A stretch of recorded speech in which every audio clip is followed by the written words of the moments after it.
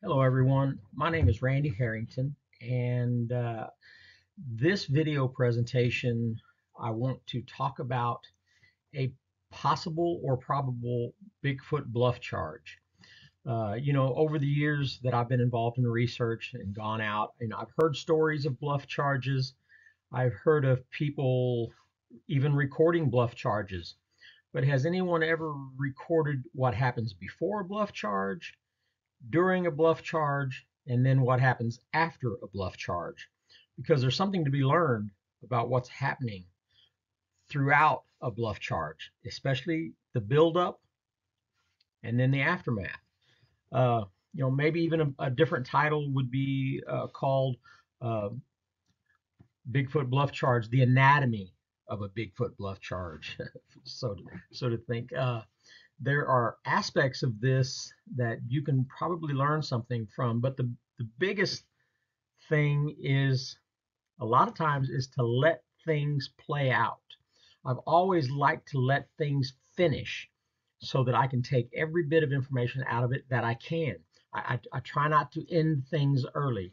And a lot of times, ending things early means getting out of your vehicle, starting up your vehicle, leaving the area, vacating, making noises, making yourself known, all kinds of things, shining lights, shooting guns. There's so many things that end an encounter before it happens or before it finishes, and that's what I am trying to get across to people. Uh, so this is going to be about an incident that happened in Washington for me in 2015.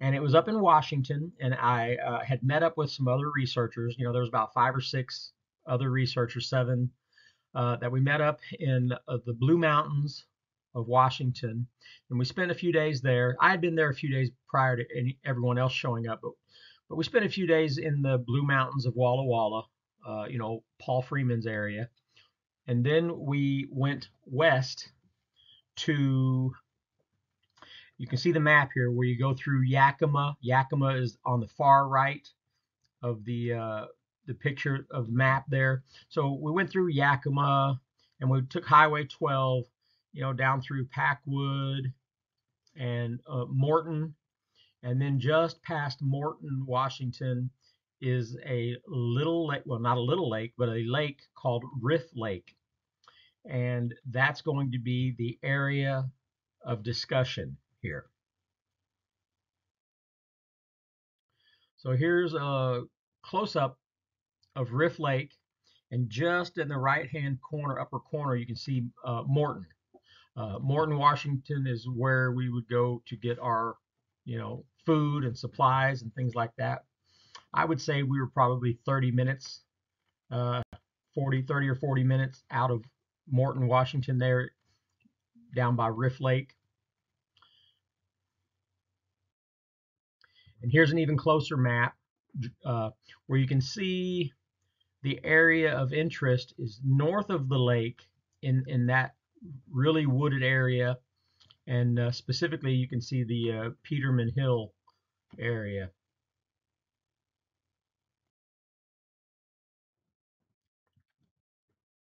So here it is, the where you can see the Peterman Hill trailhead, and going into that area, you can imagine the terrain, mountainous. It's between Mount Rainier and Mount St. Helens. It's a little closer to Mount St. Helens to the south.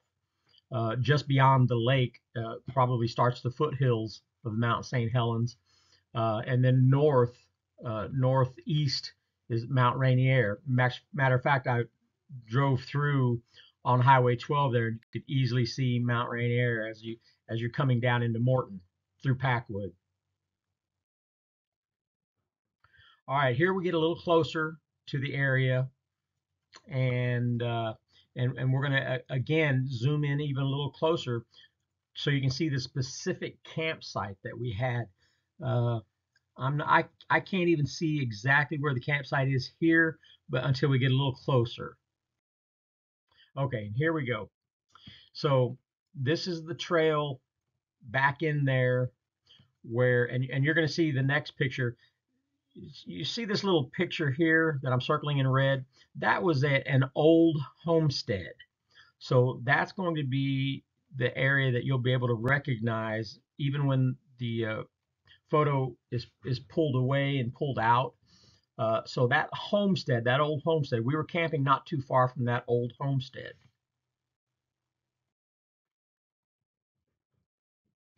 Okay, and here is the specific campsite circled in yellow.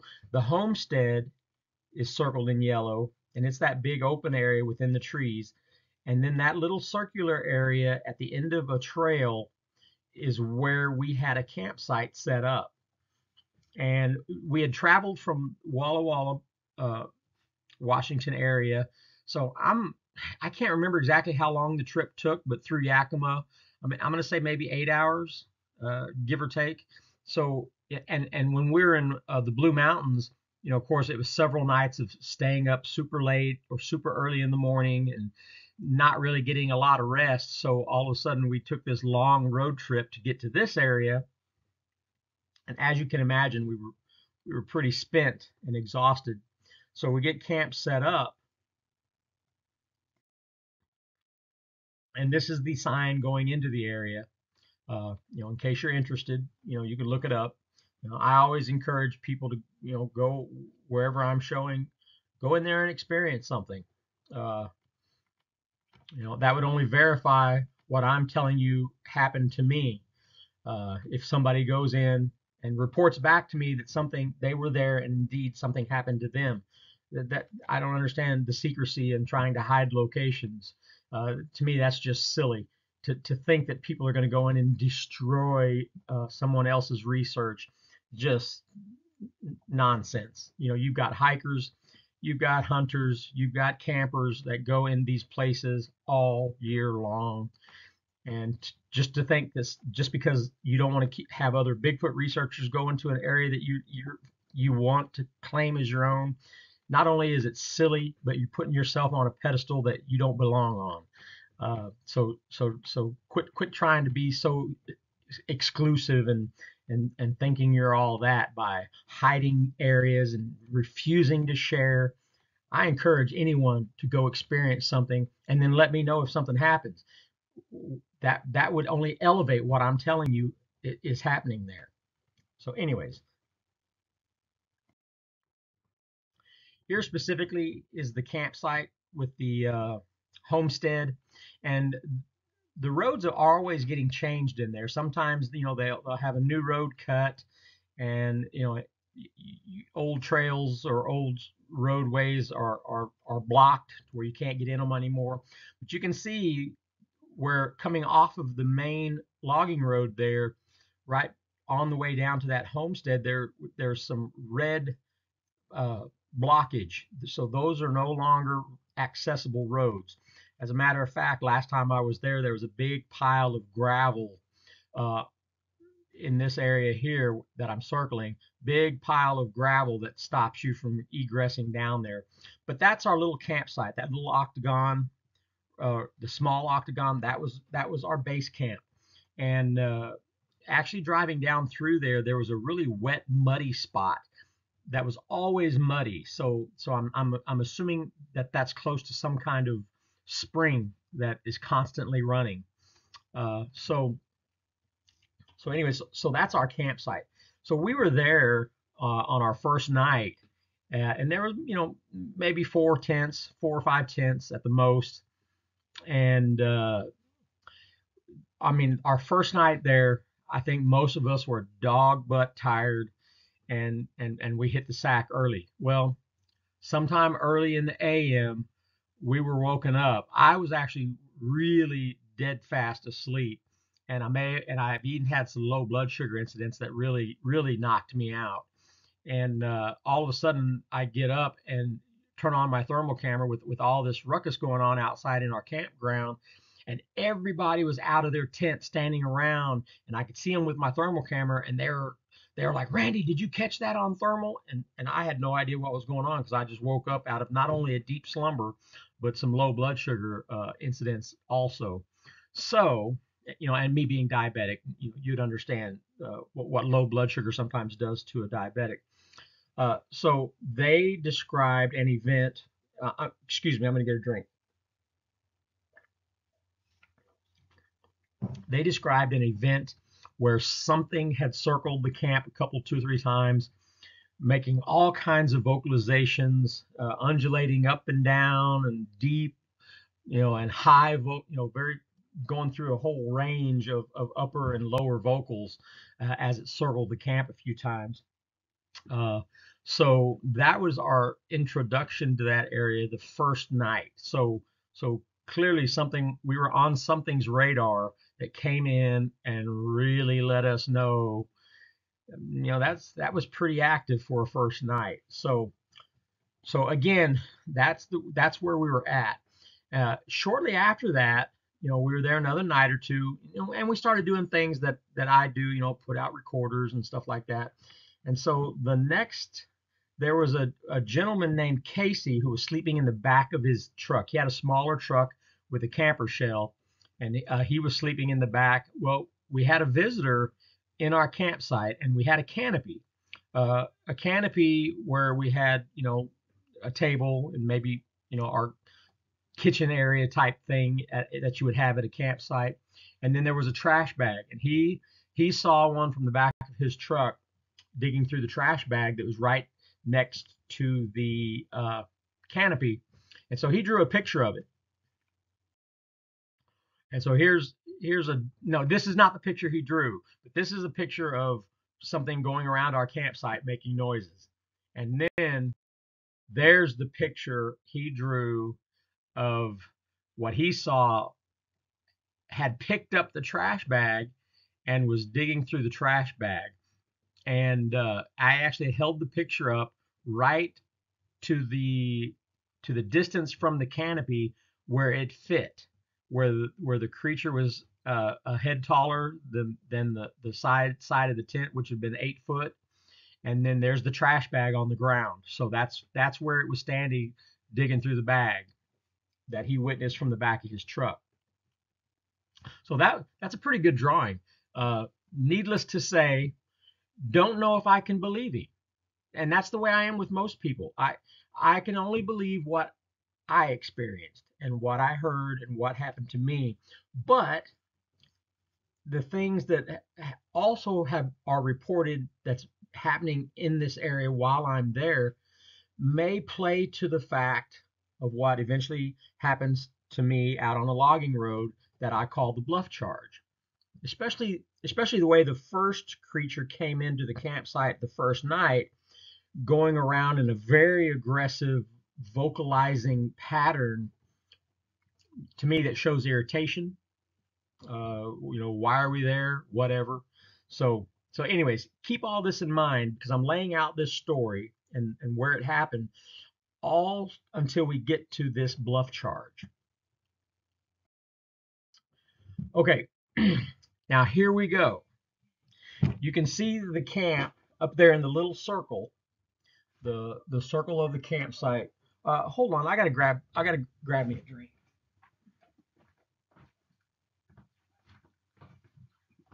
All right, I gotta drink me a boost. But anyways, you can see the little red yellow circle up there at the top of that trail, and that's our campsite.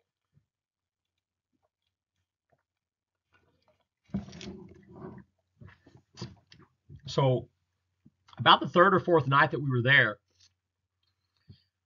I told them about my technique of, and if you listen to any of my other presentations, especially the one at the Chickasaw Park, you'll hear where I have my windows taped up with blankets in a way that I had my encounter.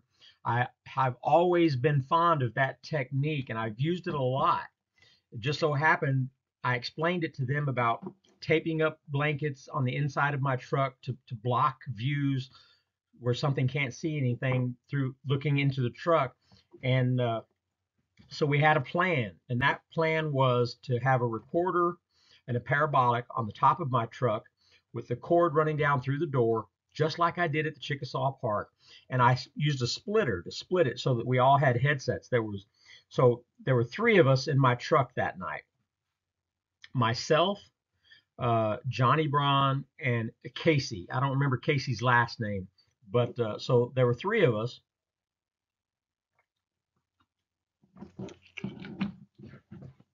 And we took off. I'm assuming it was around midnight. We always wait till, the witching hour, to hope for the best activity.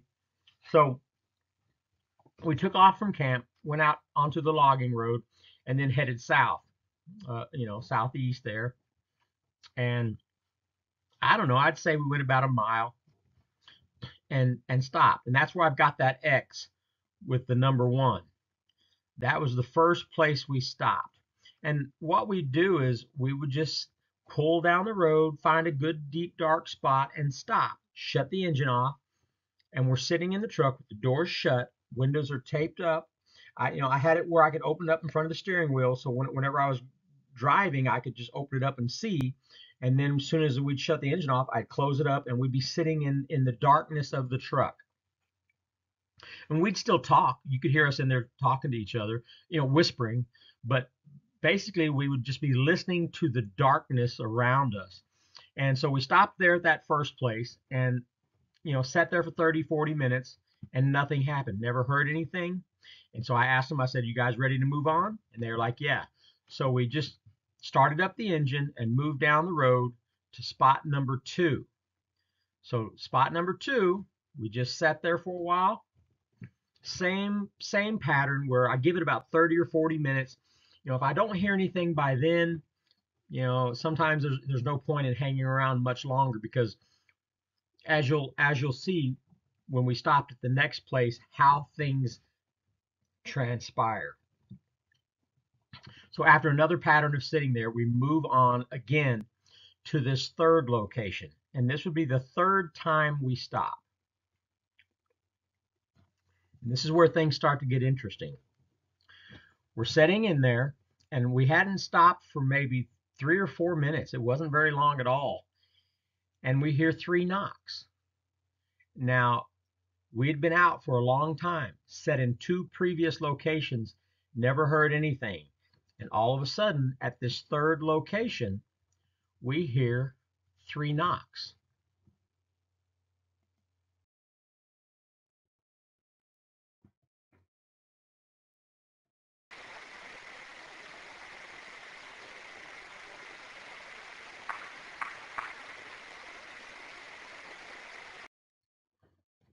All right, so that could be just 3 clacks. Could be rock clacks, could be rock on wood, could be wood on wood. I don't know. It was just 3, a cadence of 3 knocks. And of course, it perked our ears up, and we were all like, "Okay, that's cool. Something is close enough that it probably knows we're here," and that's really what you're hoping for. So we sit there and we wait, and then about, I don't know, I'm going to say maybe 5 minutes later, 10 minutes at the most, clearly something came in much closer. And what I hear next is a whistle.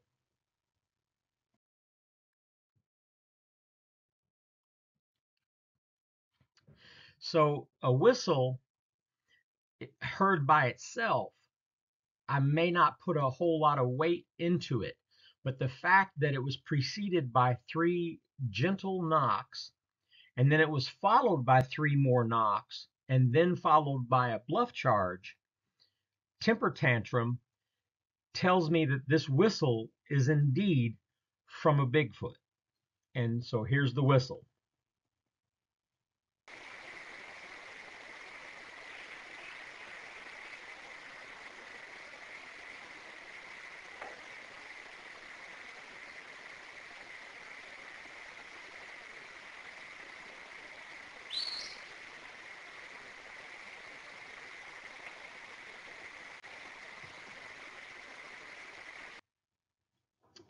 All right, now the whistle was really shrill, and If anybody has ever listened to Mike Woolley's story from down in Alabama, where he was deer hunting and had a Bigfoot come up and a Bigfoot whistled, I actually sent him that whistle. He had a real aggressive encounter with two that followed him back to his truck and spooked him pretty bad. But he claims that one of them whistled at the other one. And I sent this to him, and he said, yes, that is the whistle. So that tells me probably, if Mike Woolley is telling me the truth, that there's another one, that the Bigfoot is not whistling to us. The Bigfoot is whistling directions to another Bigfoot that's in the area. That's interesting. You need to take this stuff and listen to what's going on. A lot of times a tree knock is not talking to us. A whistle is not talking to us. It's a Bigfoot communicating with another Bigfoot or multiple Bigfoots. Anyways, so after this whistle, the next thing that happens is a triple knock. Okay, now this is a long audio because I clipped it. I didn't clip it very good. So it's going to be a long, it's 1 minute long. It's 1 minute long. And at the end of it, you're going to hear 3 knocks. These 3 knocks are showing you what's to come. And that is, they are extremely fast and extremely aggressive. That tells me that, I mean, it is so fast and furious that I can't believe that something can knock that fast. Almost sounds like gunfire.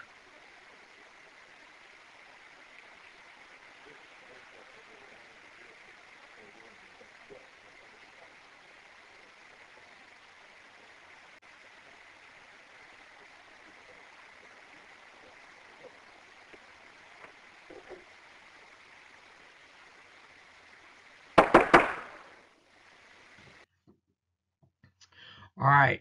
Now you can hear a little bit of movement and even a little bit of whispering within the cab of the truck. We were all 3 sitting in there while these things were happening. So we're discussing things, trying to be quiet, but whatever you think you might hear voices whispering, that's actually us. And so when this triple knock happened, you can clearly hear that this triple knock is different. This triple knock is very fast, very furious. And if what happens next never happened, then I'd have a hard time understanding the meaning of the change from the first 3 knocks, which was very gentle, to this very fast, furious, aggressive knock. Okay, now here we're gonna go into this audio. This is the main audio that you're gonna want to hear, because this is what happens next. I'm going to explain to you. I'm hoping you're using earbuds or an earphone, because this is pretty good bluff charge.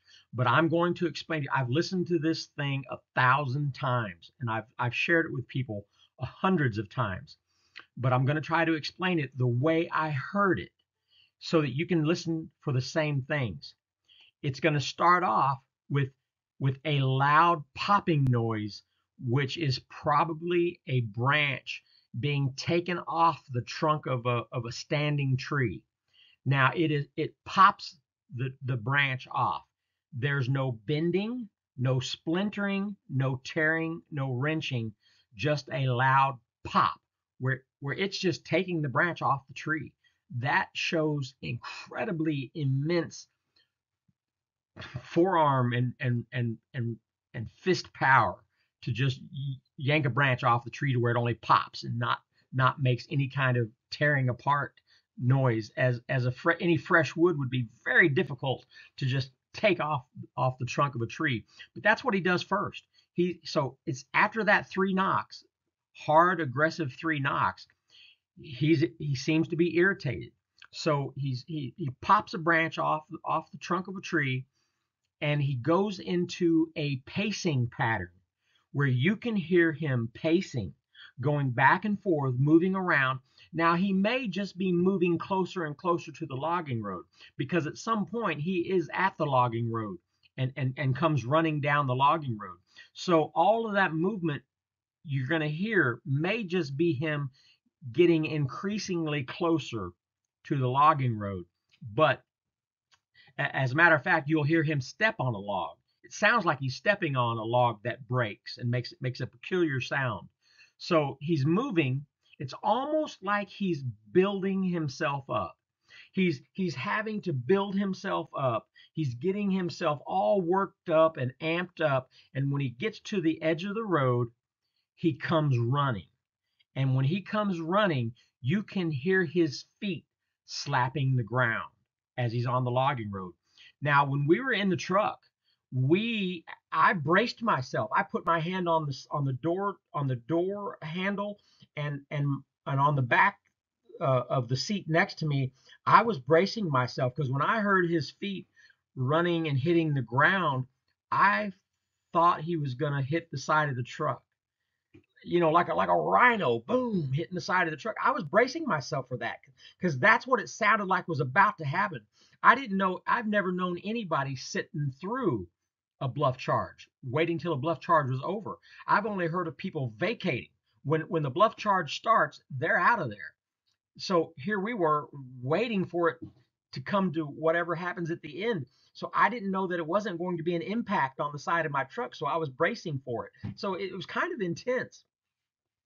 But then what happens is he seems to run on by and then veers off into the woods and slows down and completely slows down, where you hear him trudging away into the woods, and you may hear another branch break, but clearly he spent his load.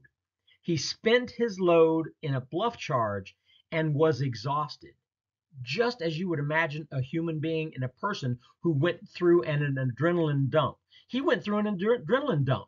He built himself up and did a bluff charge and then walked off through the woods, spent and tired, because the bluff charge was over. That is amazing. That is an amazing thing. And I'm about to play it so that you can hear the whole thing. Listen to the explanation I just told you and try to see if you can't hear all the components within this temper tantrum bluff charge.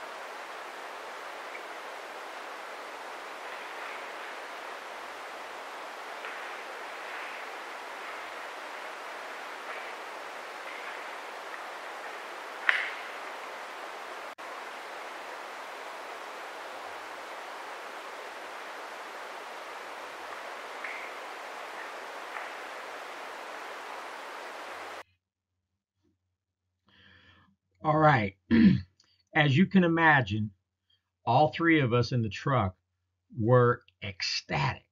We were incredibly happy to have witnessed, not witnessed, but heard this. They said they have never had anything like this happen before. And I think it was just because of the way I have the windows blacked out and nothing can see us. That technique seems to elicit responses from these things. They are so used to being able to see through vehicles and easily ascertain what's going on, and then they move on, and you'd never know it. But for some reason, having these windows taped up with blankets where they can't see does something to them. It's almost like that. Does it irritate them? I don't know, but I think it confuses them because they've never been able to not see what's happening when a vehicle is parked on a logging road, and a couple of teenagers are making out, or a couple of teenagers are in there listening to music with smoking a joint or whatever. Kids do that all the time. So I think of how many times these Bigfoots are peering through the woods looking at vehicles and observing. So when they look at a vehicle and they can't observe, they don't understand. I don't think. At least that's what it seems like. And it's an interesting technique. I'd love for some people to try it and always report back to me. If you use any of my techniques and you have something happen, oh, I require that you report back to me because I always want to know. But anyways, that's all of my presentation. And there he is walking away after he's done spent himself. Uh, so I thank you for tuning in. Please subscribe. I'm trying my best to build up subscribers. Share if you will. Try to help me build up my subscription people, and I will keep these type of videos coming. Thank you.